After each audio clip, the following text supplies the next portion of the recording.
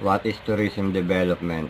Tourism development refers to the growth and maintenance of the tourism industry in a given locality. Ito po yung sir yung kailangan ma-maintain yung paglago ng isang tourist spot na kailangan yung develop sir. Next is, on a basic level, tourism development can be defined as a creating strategy and plans to increase, develop, encourage tourism for a destination. Ito po sir yung basic sir, level na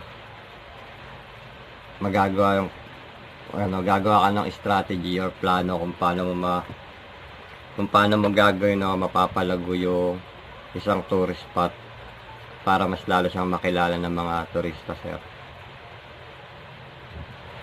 Next is tourism development. Tourism development consists of many elements including but not limited to developing and managing private-public partnership, assessing the competitors to gain competitive advantage, ensuring responsible and sustainable development, viewing tourism as an interconnected system and a demand-driven sectors, assessing private sectors investment and international cooperation, tourism clustering, and involvement by the government. Ito po sir yung mga kailangan sa tourism development. Private-public partnership, tourism competitive advantage, responsible development, demand-driven sectors, tourism as a system, international cooperation, private sector investment, tourism clustering, government facilitation, sustainable development. Stakeholders in tourism development. A stakeholder is a person, group, or organization that can affect or be affected on organization. Ito po sir yung mga tao na maapektuhan ng mga gagawin mong pag-develop ng tourism. Example po sir yung mga sir, local residency or local people na nakatira doon na pwedeng matanggalan ng hanap buhay, ganon. Pwedeng magkaroon pa ng hanap buhay dahil sa mga turista. And next is refer to the individual or groups who depend on the organization to fulfill their own goals and on whom in turn to the organization depends. First is national governments. National governments play an important role in tourism development. They plan tourism activities at national levels. Planning at national levels require appropriate policies being designed and implemented. National governments role include but not limited to developing and maintaining infrastructures such as roads, railways, and ports, promoting destination to local international tourists, and ensuring safety and security of tourists. National government sir, ito po yung mga sir, yung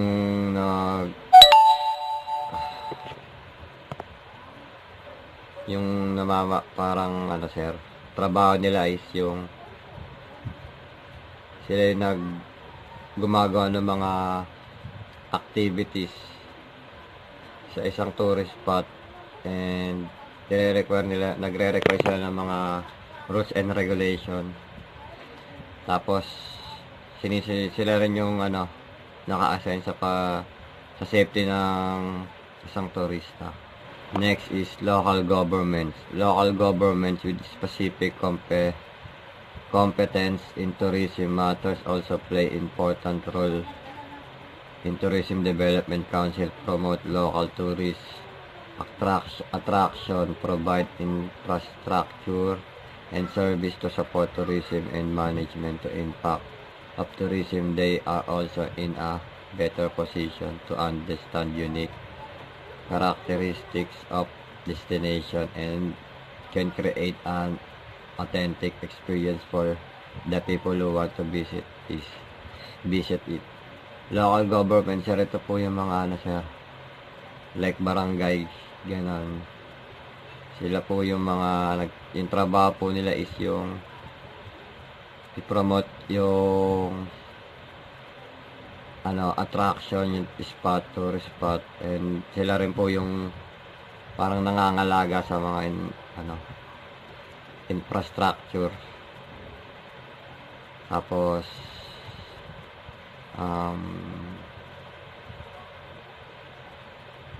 gumagawa rin sila, sir, ng mga authentic na activities, like yung tulad sa Baguio, yung mga sinasayaw, yung mga sayaw ng mga katutubo. Next is tourism establishment and enterprises. Tourism establishment and enterprises play a variety of role in tourism development. For example, airlines, trains, and buses transport tourists from one place to another. Restaurant provide them with foods and drink, and hotels provide accommodation. Tour operator, travels agency, and tourism information center also fall into this category. In fact, traveling abroad is almost impossible without tourism organization. Tourism establishment and enterprises, ito po, sir, yung mga mga binubook, like parang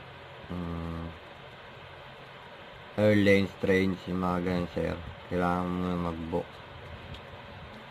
Sila yung mga transpo na mga sila yung mga namamalaga sa pagbiyahe ng mga turista.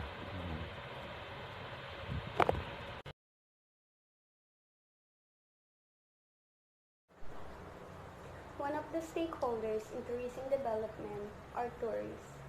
Travelers, including business travelers and visitors to tourism destinations, sites, and attractions, are perhaps the most important stakeholders. Tourists visit attractions, spend money, and promote attraction through word of mouth and social media if their experience is positive.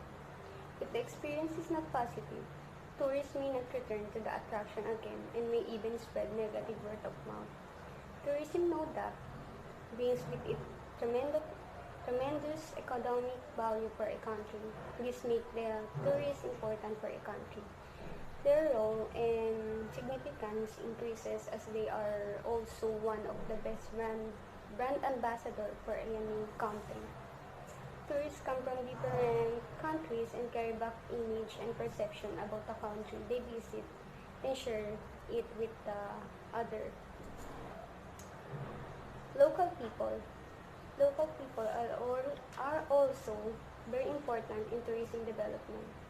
They may have legitimate concern and may receive any tourism development. Without open channels of communication between community members or the local people, the correspondence of organization, community participation in tourism development is impossible.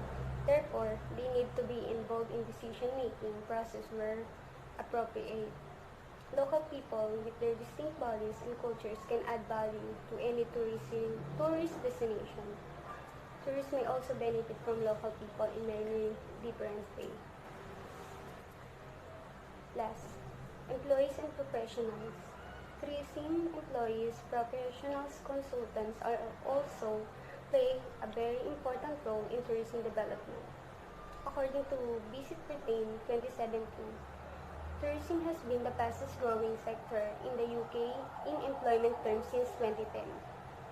Tourism is expected to support almost 3.8 million jobs, which is around 11% of the total UK number by 2025. It demonstrates how important tourism employees and professionals are. Restaurant, hotel, airline, buses, trains, and other will certainly struggle should they employ an inadequate number of employees or there are shortage of skilled people in the market. So employees and professionals are the ones who to provide the needs and demands of the tourists. Basic stages in tourism development. On a basic level, the main stages in tourism development planning include the analysis of previous tourist development, evaluation of the position of tourism in the area including competition, formulation of relevant tourism policy by government, the defining of development strategy, and the formation of program of action. The benefit of tourism development. Tourism is vital for the success of many economies around the world. There are several benefits of tourism on host destination. First, it helps preserve cultural and natural heritage of tourists, boost the revenue of the economy because of the tourists, creates thousands of jobs, develop the infrastructure of a country, plants a sense of cultural exchange between foreigners and citizens. Of course, if there is a benefit, there is also a cost. The cost of tourism development must provide, considered, and planned for, which include cost of implementing tourist facilities can be costly. The environment can be disrupted to make room for hotels, etc. to be built. Social standards may be undermined, and the natural environment may be polluted. To present the beauty of Mount Pulag. Pulag, Benguet. Mount Pulag is Luzon's highest peak at 2,928 meters above sea level. It is also a dormant volcano. The borders between the provinces of Benguet, Ifugao, and Nueva Vizcaya meet at the mountain's peak. It is the third highest mountain in the Philippines, next to Mount Apo and Mount Dulang. History of Mount Pulag. Mount Pulag National Park lies on the north and south spine of Grand Cordillera Central that stretches from Pasaleng, Ilocos Norte to the Cordillera provinces. It falls within the administrative jurisdiction of two regions, Cordillera Administrative Region, CAR, and Cagayan Valley, Region 2. The whole park is located within the Philippine Cordillera mountain range and is very rugged, characterized by steep to very steep slopes at the mountain sides, and generally rolling areas at the mountain peak. Mount Pulag National Park is the highest peak in Luzon and is the second highest mountain in the Philippines with an elevation of 2,922 meters above sea level. The summit of Mount Pulag is covered with grass and dwarf bamboo plants.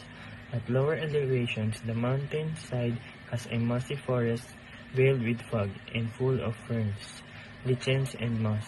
Below this is the pine forest growing on barren rocky slopes. Falls, rivers, and small lakes mark the area. Mount Pulag is an important watershed providing the water necessities of many stakeholders for domestic and industrial use, irrigation, hydroelectric power production, and aquaculture. Pulag was proclaimed National Park by virtue of Press Proclamation No. 75 on February 20, 1987, covering an area of 11,550 hectares. It was established to protect and preserve the natural features of the area, such as its outstanding vegetation and wildlife. It belongs to the Cordillera Biogeographic Zone located in northern Luzon. Mount Pulag is a National Integrated Protected Areas Program (NIPAP) site. Other comparative sites in the country like Mount Canlaon, Negros, located in the central highlands of Negros. This mountain is home to various species of ferns, lichens, and orchids. It is also inhabited by numerous species of tropical birds. Among them are 100 endemic species of bleeding heart pigeons and the nearing to extinction Negros fruit doves. Others are warblers and warblers, doves, bulbuls, like. Tas ito po yung tourism development na nung nagpunta po ako dito, wala pa pong daan na ginagawa. As in, medyo maputik pa po siya or solid na yung bato-bato na graba po. Pero ngayon po may picture na sila na gumagawa na po ng daan Tapos ito po yung mga taniman po nila. Ngayon po ano na yan eh. Dati po pala konti lang po yan, tapos hindi pa po ganyan kalalaki. Ngayon po mas dumami na po. Tapos ito po, here are some pictures po na dun po sa peak or sa taas po ng Mount Pulag. Yan po, Sea of Clouds po ang tawag nila. Yan po yung parang signature view po. Tapos, ayan po. The tourism development. Here are the pictures. Ito po yung yung parang welcome site po or for briefing registration. Tapos ito pong isa yung ranger station, yung pwede pong pagstayan, or dito po yung parang minsan po kasi yung hike madaling araw. Kaya dyan po muna magstay. Tapos dyan na din po may mga kainan po dyan kasi basta bilihan po ng mga tubig kasi on the way up po wala na pong bilihan ng tubig. Yun po. Tsaka pwede pong maligo